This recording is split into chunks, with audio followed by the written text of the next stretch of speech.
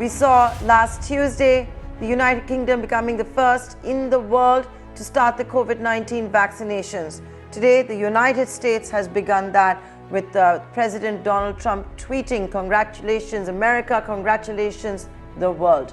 Back home, preparations for COVID-19 vaccine are underway. So even as you're seeing the likes of Bharat Biotech, Serum, and all of them figure out the vaccine and apply for authorization, the government's vaccine task force has come out with guidelines, co-chaired by Dr. V.K. Paul of the Niti Aayog, as well as Dr. K. Raghavan, the principal scientific advisor to the government of India, coming out with guidelines which talks about administering 30 crore Indians in the first phase, talks about how 100 to 200 people each day will get the COVID-19 vaccine, monitoring individuals for 30 minutes after administering the shots for any adverse event, and allow only one beneficiary at a time among the guidelines. There are also guidelines for pre-registrations. Only those who pre-register, it seems right now, will get the COVID-19 vaccine. For the pre-registration, the priority will be those aged above 50, and of course, if they are from the healthcare fraternity. To take you through the highlights of the guidelines released today, here's my colleague Karunya Rao. Well, it's a very expansive set of guidelines that the government has doled out ahead of the official approval for some of these front runners for the vaccine for emergency use. So under phase 1 of the vaccination drive, the government essentially is planning to vaccinate about 30 crore people, as we all know of it. So what essentially are they looking at is around 100 to 200 people to be vaccinated during each session per day. These people will be monitored for about half an hour after the shots are administered to just make sure that there's not any adverse effect of these vaccine shots.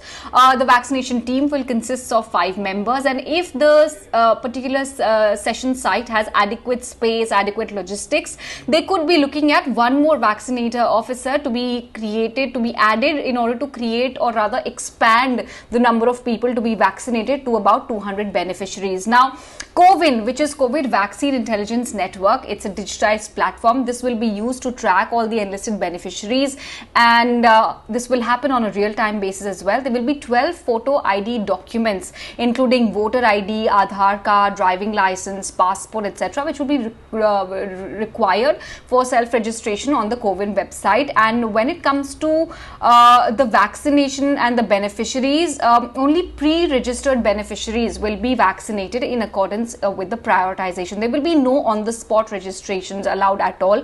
And the government has essentially at this point of time asked the states, wherever it's possible, to allocate vaccine from one manufacturer to a district, so that there's no confusion or mixing up of different vaccines on the field. All these measures will be taken to avoid exposing the vaccine carrier, vaccine vials, ice packs. So all of that will be taken care of quite diligently, and the states have also been directed to implement a 360-degree comprehensive advocacy, communication and social mobilization strategy to address all the challenges surrounding the rollout process and its benefits. So even before we get an approval or things are in place, these are the kind of guidelines that one needs to adhere to. And as we speak, a critical care nurse in New York has become the first to receive the COVID-19 vaccine in the United States, happening about 60 minutes ago, with President Donald Trump also saying, "Congratulations, world." Last Tuesday, it was in the United Kingdom, where we had seen a 90-year-old lady also becoming the first to get the coronavirus vaccine. In the first phase, 30 crore vaccines being planned. It's a totally different debate where the availability of the 30 crore vaccines, and that is something else we'll be discussing on this edition of the India Development Debate. But for the guidelines that have come out, let me go across to Dr. Sanjeev Bagai, the Chairman and Managing Director of Nephron Healthcare. Dr. Bagai, thank you so much for joining us on the India Development Debate. This is Nayantara Rai. So you have seen the vaccine task force, co-chaired by Dr. V.K. Paul as well as K. Raghavan, come out with their guidelines. So if I could now please get into the specifics. The government has anyway said it's going to be deploying its vast election machinery when it comes for the vaccine deployment. It is also gearing up for 28,947 cold chain points with over 85,000 pieces of equipment across the country that are going to be capable of storing the vaccines. These are, of course, very, very large numbers, but look at the size of the country, and we're still talking about 100 to 200 vaccines only per session in a day. That's, of course, in each location. Hi, good evening. So I think in the last 50 or 60 years, internationally and more so in India, perhaps this would be the most widespread, most coordinated, and most detailed inventory management and inoculation drive at least India has ever seen. This is unlike anything else because this is unprecedented time. The vaccine which will be coming out, we most probably be, once the approvals are in place, we would be using the adenovector-based vaccine, which is from Serum Institute, which has finished phase 3 in the initial interim data. And it is pronounced to be safe, effective, good efficacy. Now the devil will lie in the detail, and the exact effectiveness of the protocol would be in the local logistics. Logistics for me is very often used loosely as a term. This will include cold chain logistics. It will include the equipment management and refrigeration, cryogenic gases management, the transportation, the cargo, the freight, the vans, the trucks, distribution to the point of care, the delivery control, the inoculation itself, the manpower, which has to be a skilled manpower because it's intramuscular injections. Mind you, there will be 2 injections now and after 4 weeks, to gather the crowd again after 4 weeks, to keep the data. And we have to use the greatest technology. India is already engaging 2 of the top IT companies available in this part of the world. The iCloud technology, the digital format technology, the continuous on-ground monitoring after the vaccine is done to see for adverse effects, any side effects, immune enhancement effects, to see late complications. So this is a task at hand. And I think if there is any country which is actually capable of gearing up to this, gauging by the volume, the size, the spread of the population, it is India. It has a great track record in vaccinology. And what we now need to do is immaculately monitor it so that there are no slips.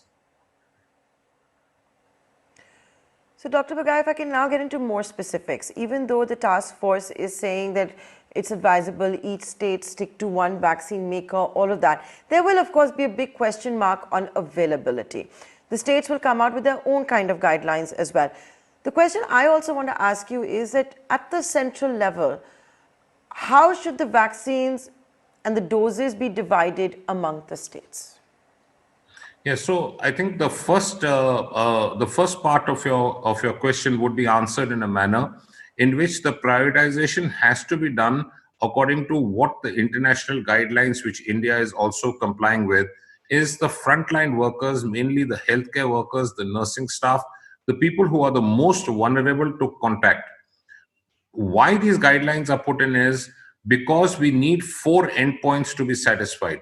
One is to decrease the incidence and the percentage of infection, to decrease the conversion of infection into disease.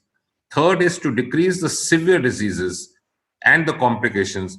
And fourth, most importantly, is to decrease the mortality, that is the case fatality. So when you're looking at these 4 endpoints, the healthcare workers are most exposed and most vulnerable.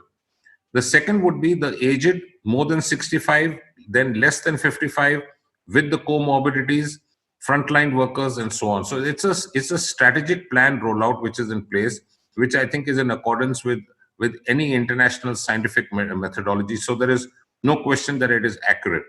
The initial supply of the vaccines are bound to be limited because the rollout is just started.